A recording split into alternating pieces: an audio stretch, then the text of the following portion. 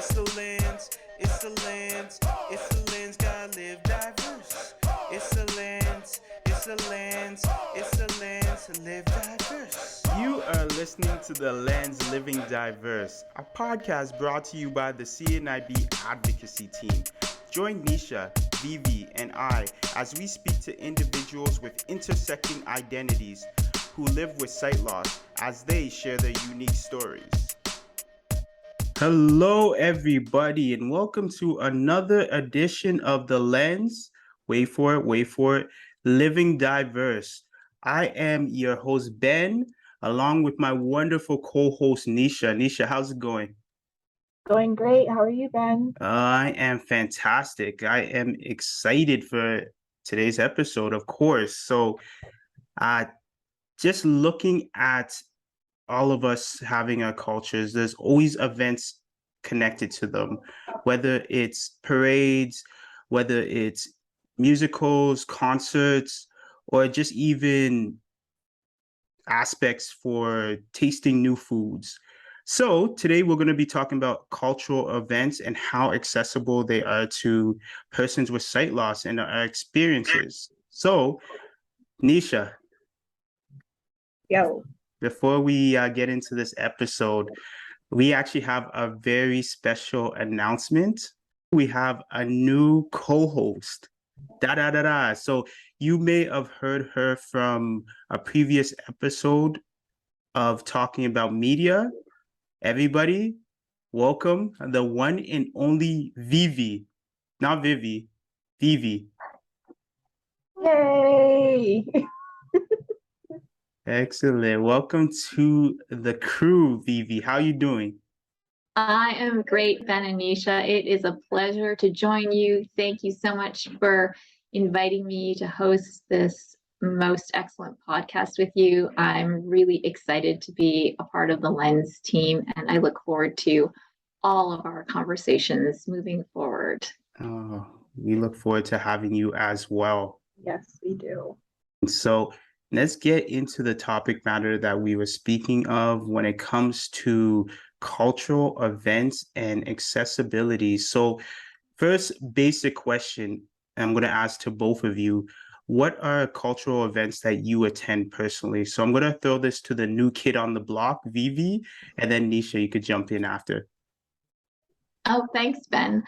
Well, I think cultural events is a broad sweeping term. So I'll just say, events that I like to attend are theater, concerts, music festivals, street festivals.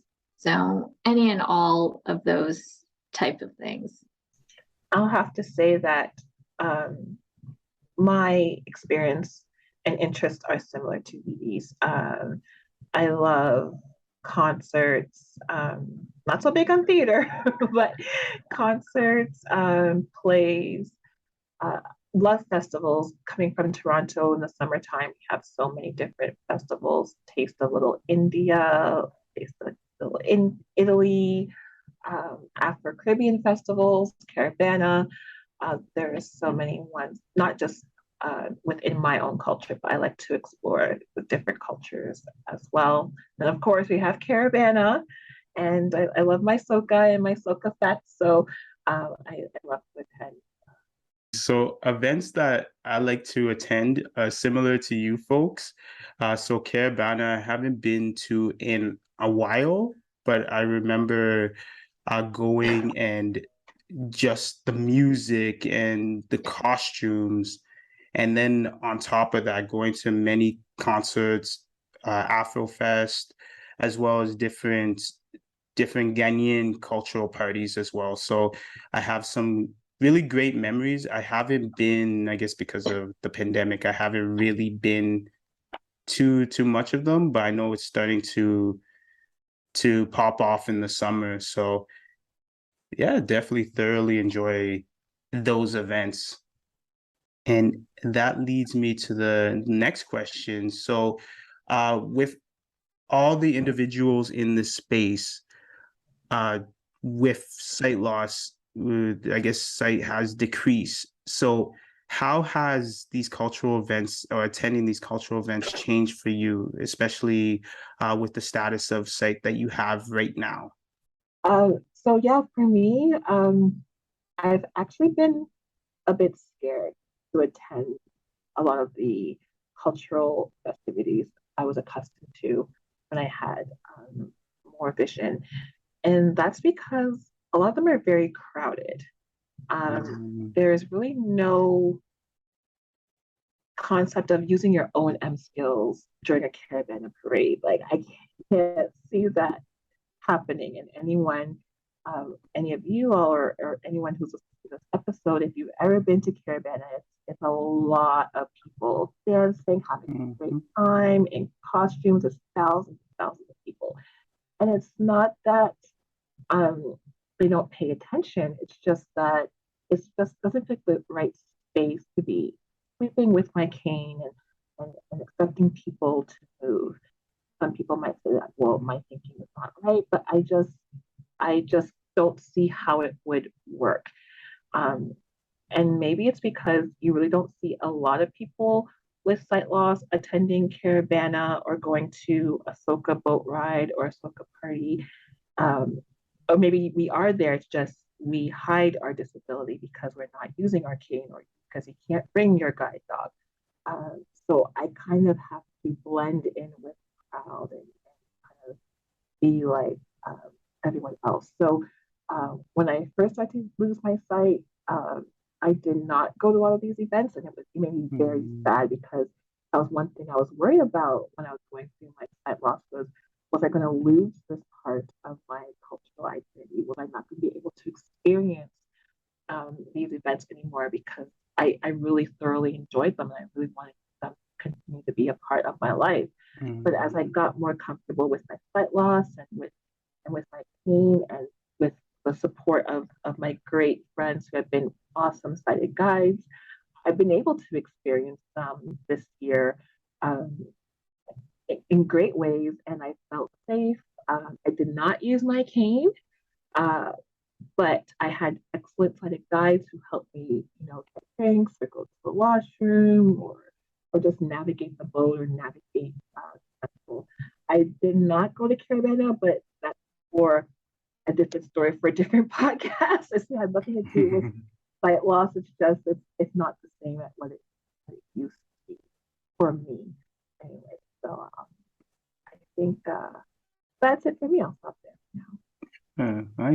I hear you, and thank you for that. And the one point I really love is how in your later years or your later journey of sight loss, the fact that you utilize ways to still enjoy the events where you're making mention of friends and canes. So that's a very good strategy to still attend these events and still enjoy them. So Vivi, what about yourself? Yeah, I feel some of the same sentiments that Neisha does when it comes to attending certain cultural events in my city and province. I'm from Winnipeg, Manitoba, and so we have a huge music folk festival that happens every year that I have attended in the past. And now, being a person with total sight loss, I feel most comfortable navigating that festival with a sighted guide because it's in an open park and there really is no way to practice your O&M or way that I feel comfortable practicing O&M skills because it's all wide and open and there are just various tents that you navigate to. And there are no pathways that I've found that are helpful for navigating that space. So I'm most comfortable using a sighted guide when I attend that festival. We also have a great theater festival that happens every summer as well, and that takes place in various venues around the city. So, depending on where the plays are that you are seeing, it could or could not be accessible, because you can have a play everywhere from the storefront of a shopping mall to like the attic of some building. So there's not just accessibility issues for people with sight loss, but even, you know, more physical mobility issues. So again, I feel most comfortable attending that festival with a sighted guide. And again, it's not necessarily always accommodating for guide dog use or, navigating with limited or no vision. But I will say, in addition to that, I have gone to concerts and plays with a group of blind friends where it's just been, the bunch of us attending a show. And I have found that experience really liberating because, we show up and we just ask for assistance, and everybody that we encounter is very accommodating and very helpful and very open and welcoming to having us in that space and making sure that, our experiences are just as enjoyable as our sighted contemporaries. So yeah, like I've experienced both ways and I see the benefit to both. And I think for me, and I think Neisha has attested to this too, sometimes it just depends on the situation. What is the best way for you to navigate, because sometimes there just isn't a way for you to practice or utilize your skills or feel comfortable or safe in a crowded environment. I totally feel what you're saying, Vivi, for sure. And I'm gonna piggyback. That's why I get you folks to answer the questions first, so I could be like, yeah, I got an idea of what I'm gonna say now. But yeah, all seriousness, going to events, and I could totally attest for what you folks are saying. As I said, just not having that preparation. So you could have as much O&M in that area before you go to that area, but when it's filled with people, that place is definitely going to look different. When it's filled with vendors, that place is not going to be that same place that you went to practice. So just having techniques of going with friends, what Vivi, you were making mention, people who volunteer or work in that place, even just to know to ask for help or not be afraid to ask for directions. So for myself, at first I used to, well, I still do, but before going independently to these different places, and the aspects that I really enjoyed, especially Caravana, Afrofest, street festivals, I found that I enjoyed it visually, because those different events do cater to sight, where the costumes are just so beautiful and vibrant and like popping out, and it's just so amazing. So I always think to myself, okay, me losing vision, will I get to really enjoy the atmosphere if I can't see the costumes? If I go to Afrofest and I walk past exhibit and I can't really see the exhibit. But as I started to meet other blind and partially sighted individuals, I started to find the realization that there's different ways to really enjoy the atmosphere. So I am definitely a people person. I know after the pandemic, it's been harder to get in groups and feel comfortable being in a crowded group, but I love being in crowds. So pretty much enjoying that atmosphere of voices of people as much as what I can see, enjoying the music, enjoying the smell of foods, enjoying just going out and about. So I found that my enjoyment has changed. I found little things to enjoy when I'm in those atmospheres, meeting new people and just absorbing the culture. So I don't know if anybody wants to piggyback off of me, because I've been doing it this whole time. But yeah. Well, it just sounds to me like, Ben, you're making it a full sensory experience, which is what I think these festivals really have in mind. Like that's their intention, right? For you to take everything in through all of your senses and just enjoy, excuse me, enjoy every aspect of it. So it sounds like, you've learned to appreciate that with your status of sight loss, and I would agree with that too. When I go to a street festival, those are the things I look forward to now, are the smells and the sounds and like touching the merchandise from the vendors. And so just making it an enjoyable experience without having to rely on the visual aspect of it. Yeah, I agree. And also too, you're seeing, I know in Toronto, you're seeing with a lot of festivals now that they're starting to introduce audio description. I know with Pride a couple of years, I think it was before the pandemic, they had a described audio person in one of the booths, and they were talking, saying what was happening, what was going on. So, you know, you're starting to see a bit more inclusion in terms of accessibility at a lot of these events slowly being introduced as well.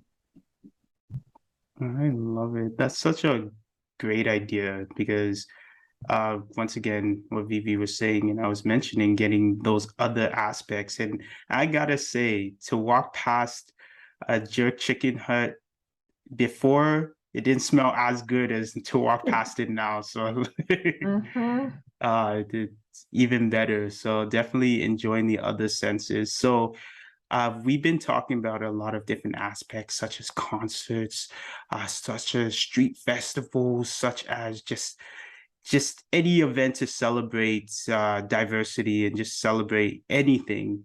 What is some moments that you really hang on to, some special moments that you have had from these events?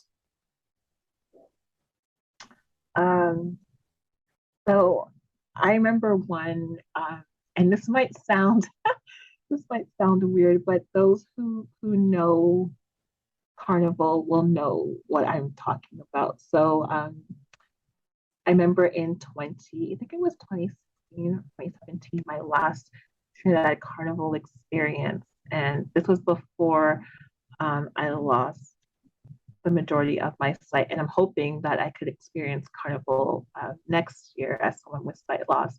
I think that will be an amazing experience. So I can't wait for that. But back to what I was saying, we have this thing called Juve before Carnival Monday and Tuesday, where on the Sunday morning at about 2, 3 a.m., you go out into the streets in the dead of night and you're covered in paint and mud, and there's music playing, you're following a truck, there's alcohol flowing. It's all vibes, it's good people, it's a great time, and it lasts from about 2 a.m. to about say 7 a.m.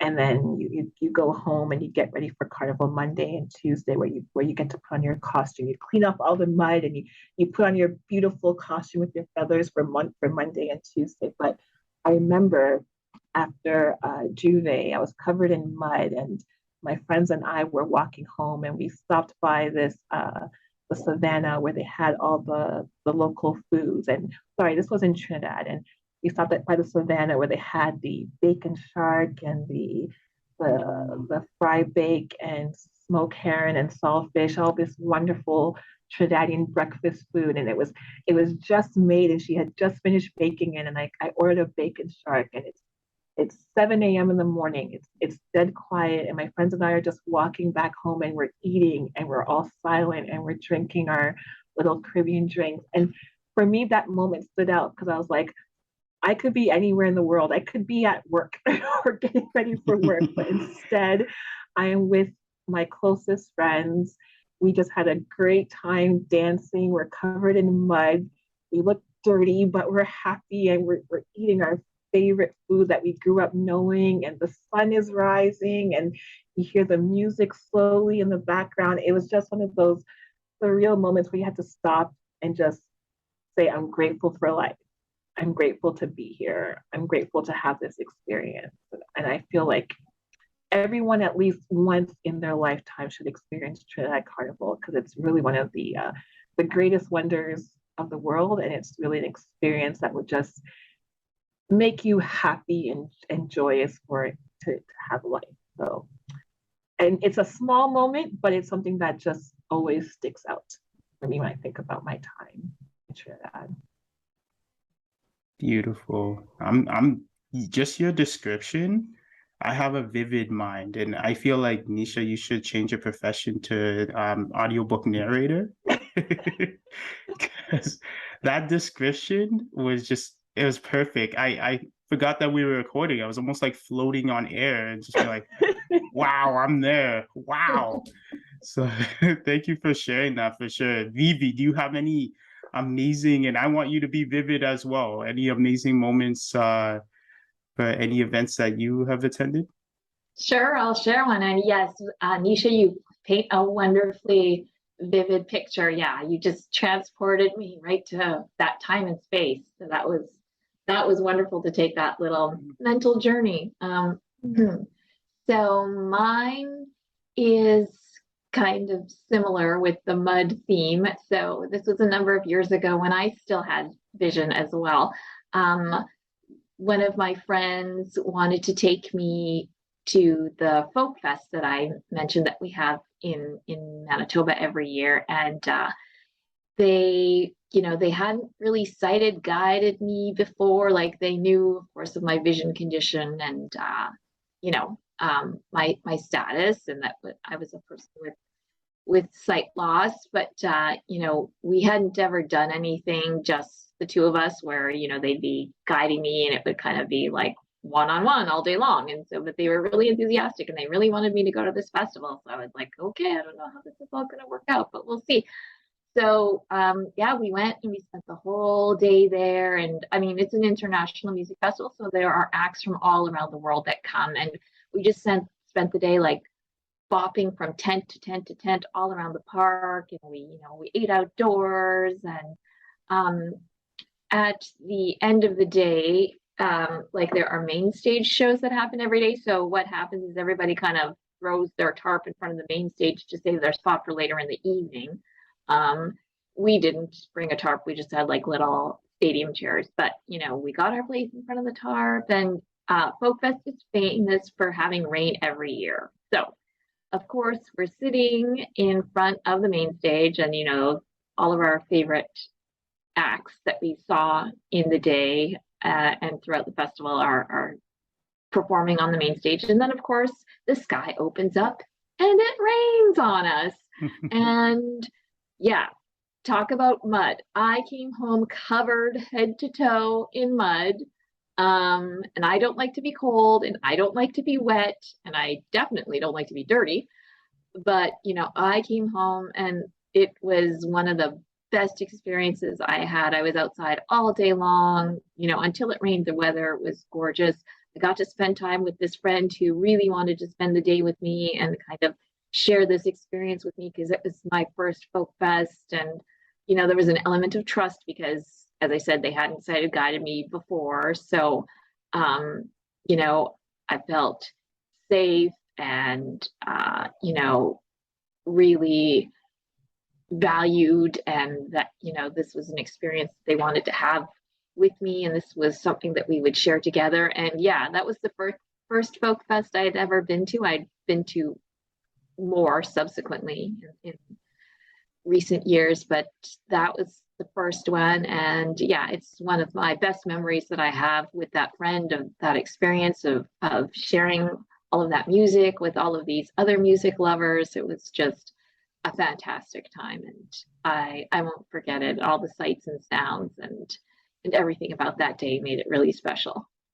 I love it. I love it, Vivi. And it's funny, in contrast to Nisha's memory, where it's just like the sun was about to set and we're eating good food and we're feeling the music. And then Vivi's just like, yeah, and then it rained and I was soaked. And so Soaked and muddy and happy.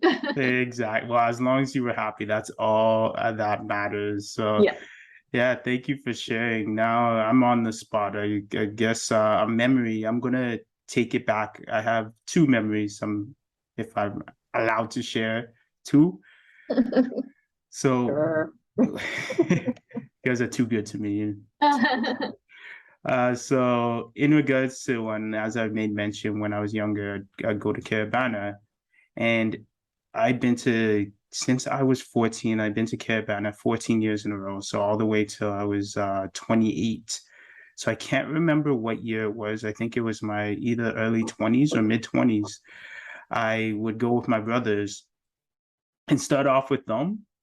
And then next thing you know, you get lost in the crowd and just be like, oh, well, okay, I'll find them after, right?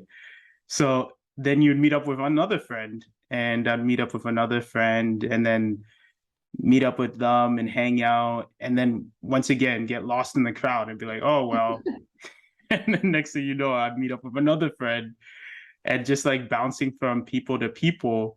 And I remember it was getting to the end, and I lost those set of friends as well. And it was getting dark, and I was like, oh, RP in the dark is not a good thing. So I was like, oh. So I was trying to like find where to take the train. So I remember just wandering and just trying to get to the train station before nighttime came, and then realizing that when it finally went night, I was like, I don't know where I'm going. And I remember someone picking me out of the crowd and be like, you look like you're lost. Do you need any help? And I was like, I need to get to the train. And they ended up helping me all the way to the train, a stranger, and he picked me out of the crowd. So definitely attributing sight loss with like just traveling, and at the time not being a cane user, and being more of a high partial. So for some reason, I just remember that memory, and I laugh to myself nowadays that I'm like, oh my gosh, I just bounced from people to people and I just kept losing people. Now I think to myself, like, if I go to an event like that, I'm definitely sticking with people for sure. So I found that very funny. And then another, I guess, moment that kind of encapsulated time was I can't remember exactly what it was. I'm not too sure if it was Afrofest, but a performance, and it was like African folk music. And at first, I heard African folk music. What is this? Like, I said in African accent, what is this? Like African folk music. And I remember by the end of the performance, just being lost in the performance. And it was just such a perfect day, where I'm gonna kind of steal this from Neisha. The sun was out, everybody was just bobbing, everybody was enjoying the music. It was like there was a stage with an open field, and just enjoying being there. And it's those moments where you're always going to remember just the people around you, and those moments that you know that you're never going to recreate because they were so perfect. So those are from my bad memory, sort of good bad memory, to a really, really euphoric memory. That's beautiful, Ben. Exactly. What, that got lost in Toronto? I was thinking, you can't do that no more. There's no bouncing around, getting lost, trying to find your way. Those days are done, especially Those with days. Caravana and Afrofest. It's funny because you look back at it and you're like, oh my gosh, wow. Yeah, I know. Why do you say there's no more bouncing around, Neisha? I mean, imagine trying to weave your way through crowds of people with, I mean, hopefully with your cane. I see. Yeah, I see what you're saying. Yeah, no, I'm not that adventurous. I'm just gonna meander off over here. No. Yeah. Not me. Yeah, I'll see you guys later. I'm just gonna wander off in this crowd of 10,000 people. We'll catch up soon. We'll catch up. No, I'm little. I don't want to get lost or squished. So yeah, I'd definitely take that challenge. Oh my gosh. No. Next thing you know, you don't see Ben for like 2 days. So yeah. My friends don't let me do that. When I went to a party for Caravana a couple of weeks ago, one of my friends, great friend of mine, came down from Ottawa. She's sighted, and she turned to me and goes, I'm going to get drinks. You stay right here. Do not wander off. You just stay right here. I'll be right back. So true, so true. And even on another question, I'm wondering, like, if it's perfect in the advice that for people who are going to events for the first time, and I know we made mention like going with people as well, but even just other pieces of advice when you do go to these big events and these big concerts and these big parades where you're outside all day? Any advice to give to our community or even listeners in general? That's that's huge. I have, for those of you who know me and Ben, you know me, like I'm a planner. I'm an organizer. I'm not really like a, let's, well, sometimes I can be, let's go and see what happens, but I like to have a idea of what I need and like plan for it in advance. So if I was going to a concert in a stadium or even an outdoor concert at a particular venue, I like to call in advance and find out about their accessibility. Especially if I'm by myself, because I recently did go to a concert by myself and I called in advance. I was told that security would help me. So I do things like that. But when I am with my friends, at whether it's like on a boat ride or at a soca concert, there there really is. It's really about trusting who I'm with. I'm not going to sugarcoat it. Not everyone in my social circle of friends do I feel comfortable with as my sighted guide. And, sight loss isn't for everyone. I do have some people in my life who are not as comfortable being my sighted guide, and who are not as comfortable with me when we're out at these types of events. So I tend to, if I'm with them, I make sure that there are other people around who I can depend on, and vice versa. They can also depend on me for other things. So make sure you are comfortable with whoever is your sighted guide. If you cannot utilize mobility aids when you are attending these events, because that is very, very important. It could be the difference in you having a wonderful time or you feeling very uncomfortable at whatever function you go to when you can't depend on your sighted guide and your sighted guide can't depend on you. Also, when it comes to the venue, a lot of the places I have been to, I've been there numerous times. So I have an idea of where the exits are, where the washrooms are, if there's a customer service desk. So I make sure that I keep those things in mind because you never know. Sometimes you can get lost. You can be like Ben and be with friends at one moment, and then next thing you know, you're all by yourself. So it's a good idea to know where the exits are, particular landmarks. That way, if you are able to get a hold of your person by phone or by text, you could say, I am, at the main entrance, can you meet me there, kind of thing. So I'm sure I have some other points, but I'll stop there. I think that's it for now. Yeah, I agree with everything that Neisha said. Like, I would suggest, before you attend an event, do the things that will make you feel the most comfortable. Like, call ahead, ask about their accessibility. If it's a festival or something, find out if they have a customer service or information line, just in case you have questions or things that pop up on the day or while you're at the event. Do they have like an accessibility booth? Do they have, or where is their first aid in case you need it? And yeah, I agree with, landmarking things. If it's a venue that you're familiar with or that you've been to a few times, just for your comfort and safety level, and definitely the trust when it comes to people who are offering to sight guide you or whom you're asking to be a sighted guide. Are they comfortable? Do they know the technique? Do they know the best way to guide you? Because, one person's preference in guiding is, not the same for everybody. And yeah, and something that I've personally had to work on sometimes is don't be afraid to kind of, make friends with a stranger. Like in Ben's situation, if you do get separated, like try to, stay calm and, seek out a person and not be afraid to say, I'm lost, I got separated from my group. We made an agreement to meet at X. Would you mind accompanying me or something, or giving me directions, however way you want to navigate it? But yeah, that's, don't be afraid to kind of, as I like to say, make a friend when you're out and about. Good point. Good point. The I don't know. The thought in the back of my mind is though, like my mom taught me not to talk to strangers, and here's Vivi saying, "Talk to strangers," you know. You're an adult now, then. Okay. Yes. And a friend is just a stranger you haven't met yet. Oh, No, it's beautiful. I like that. No, I like that. That's a wonderful point.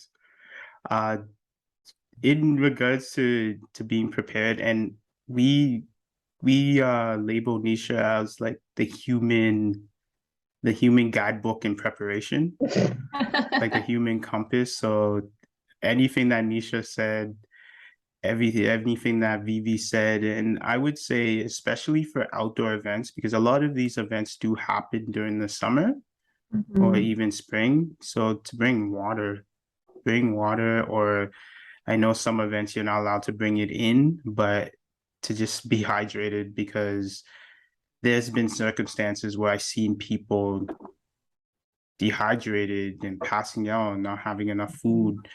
And definitely bring change, have it in a secure place, because I don't want to be the guy who poops on fun, but you're in a crowd of people, just in case, have it in a secure area that it's not just hanging out, or aspects such as that, especially for people with sight loss, because unfortunately we can't really always see the situation we're in. And on top of that, just go with an open mind, have fun, enjoy everything that attributes to these events, because in each of these events, whether it's like the Taste of the Danforth, whether it's the Sunshine, I might be getting this wrong, but I believe it's the Sunshine Festival in London, whether it's Caravana, whether it's a folk festival, all these aspects and all these events that we go to, we learn each time we come from it, about music, about food, about culture, about people, and just enjoy for sure. That's my top one. So if you see me at any of these events, you'll see me wilding out for sure. That is so true. Life of the party. Life of the Vivi's the life of the party. That's why we have her co-hosting the lens now. Oh, thanks, guys. Yeah, as we say, party girl, as we say. So I am gonna throw this last question before we round this out, because I think talking about all these events are getting me so hyped that I almost like want to run off and go to one. So how can disability and even disability organizations, such as CNIB, which we deal with partial sight and sight loss and deafblindness, how can we get more involved in these events, where we could get our community going to these events and we could get ourselves seen and heard at these events? So something that we're doing in my city and province is that I work with a descriptive theater group, which I believe I've mentioned on the podcast before, VIEW, Vocal Image Ensemble Winnipeg. And so we've connected with them, and we were collaborating together to do community outreach and work to make venues and festivals and performances accessible, because they do offer descriptive services, and I know on some occasions they've been trained in and they offer sighted guides. So just, I think, community building, getting the word out there that CNIB has a vibrant community that wants to take part and participate, because maybe part of the issue is these cultural events and venues and performances may not even consider the sight loss or disabled community when they're planning or executing or thinking about the logistics of their festivals. So taking maybe a collaborative approach, like mentioning, we have leisure programs, we want to get involved. How can we work together to make this accessible for everybody, and for everybody who wants to participate and enjoy? What about you, Nisha? What would you say to this question? Ooh, this question it's a good one, and I think for me, as a Black woman from a Caribbean background, you normally don't see a lot of people. You normally don't see anybody with either a guide dog or a white cane at cultural events. And I feel like the way we could normalize inclusion and accessibility is by us and our community clients, our contacts, our partners, participants, whomever, us being out there more in the community. Yes, organizations like CNIB and Federation for the Blind, across the world, we could do more by having events, by collaborating with these festivals and with these concerts. But we really shouldn't have to wait for them to do something.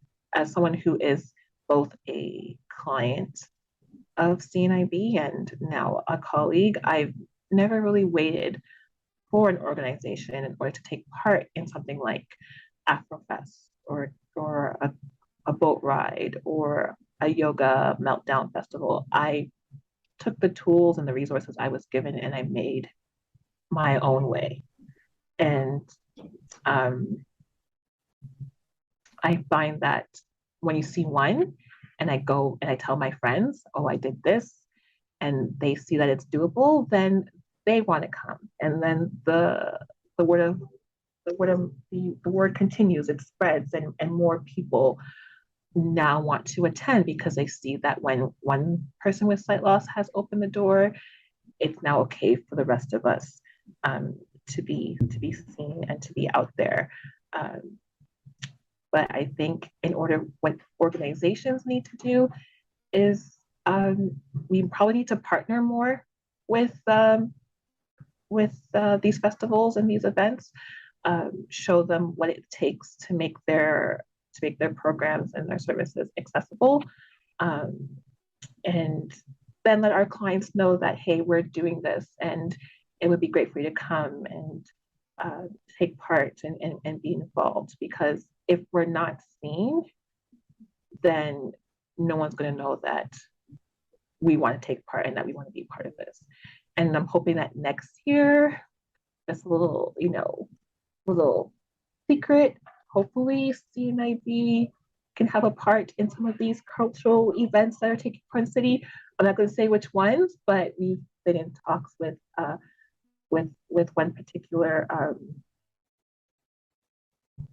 band or a group of people who are involved in one cultural event in Toronto to take part in something next year. So it's never been done before with members of the sight loss community. So I'm excited to see if this can happen. And if it does, it will truly be a game changer in our fight for inclusion and accessibility.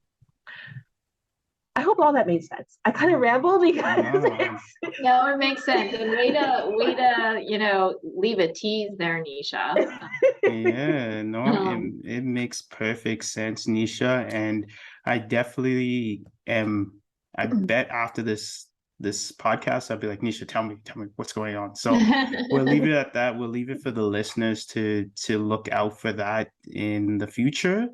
Wonderful answers, incredible answers, and I totally agree with both of you, and even what you are saying, Neisha, about kind of sprinkling these events and bringing them to organizations. So perfect example, I know that with events, yeah, it's no expectations to be like, oh, CNIB presents this performance at Afrofest, or CNIB has this whole section at Taste of the Danforth. Like, no one has those expectations, but I feel that if we sprinkle some of these events at the organization with the events and programs that we're running, so maybe having a small scale cultural event at CNIB, taste of different cultures, or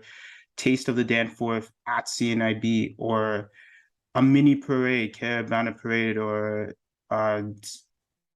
modeling off masquerade costumes. I follow you. not doing that. Exactly. It'd be Ben's one-man show of all the masquerade costumes for sure. So pretty much just those different aspects and sprinkling them in and getting people who are not exposed to these events to be like, oh wow, this is pretty cool. Maybe I will attend XYZ, you know? So it totally you both bring up such really good points, and these are two different worlds that are so beautiful. Celebrating our sight loss and then celebrating these different events. So I feel like I don't know if anybody remembers like the smashing potatoes, like smash these two events together and see what happens for sure. Or even Ben, like, well, using just your example of Taste of the Dance Board, even if we got a group of, of members of the community with guide dogs, white canes, what have you, and we all went to Taste of the Dance Board together as a group. The more we're out there in the middle of these events, the more people will realize that, we want to take part. Yes, crowds are scary, but you have to find a way to normalize our presence in such events like this, because they're only going to get bigger. There's only going to be more, and we can't stay behind, the fear of crowds and I can't use my cane, and we really have to be out there. So if we could get like groups of people together and go to Afrofest and go to the folk festivals in Winnipeg and go to Taste of the Dance Board, that would be great too. Yeah, I agree with you both that it's a combination of like partnership and promotion. So that's kind of what we try to do in our partnership with View. So, View takes on the task of doing the work of audio describing and all the accessibility features, and then frog in my throat again. And then, I work with my colleagues here to promote these activities so that we can get as many members of the sight loss community involved in attending and showing them that this is accessible. And yes, if you want to do this, this is totally doable. And that, if you have the desire, you should be able to access anything that the wider community does. We are starting to round time up or gather a time up. Any last comments from both of you? Just a fountain of knowledge. Any last comments from both of you about today's topic? I know events can be overwhelming, and we've talked about, Vivi and I have talked about some really, popular events, and they can be crowded and it can be overwhelming. But just take it one festival or concert at a time. Don't start with, something huge like the biggest North American Caribbean festival in the world, like Caravana, but start with something, small, and work your way up to the things that you really want to do, that are talented, that you really want to take on. And remember that, members of your community, your sight loss community, are there for you. And 9 times out of 10, there is someone who really wants to do that same thing you want to do, but they're just as scared as you are. So, like Vivi said, there's strength in numbers. Rely on your other fellow sight loss community members and tackle these things together. You know yourself, you know your comfort level. So do what makes you comfortable when you are starting out. And when your comfort level increases, then you can, expand the way you want to experience these things. Very great answers. You both hit the nail on the head. I guess my final compliment will just be like, go out, enjoy it, absorb it. You won't regret getting to those events because they're just such great experiences, hands down. So as I was mentioning, it looks like we're running out of time. Such an excellent conversation with you, Vivi and Neisha. Thank you, everybody, for listening to The Lens Living Diverse. If you liked today's episode, which was a fantastic talking about cultural events, please like and subscribe on your favorite platforms. Also, if you have any input or you want to be a part of our episodes, you can email advocacy@cnib.ca. Once again, advocacy@cnib.ca. Once again, thank you for listening to The Lens. I was your host, Ben, alongside Neisha. Thanks, everyone. And Vivi. Thanks for tuning in, everybody. Looking forward to our next conversation. Peace. Bye. Bye.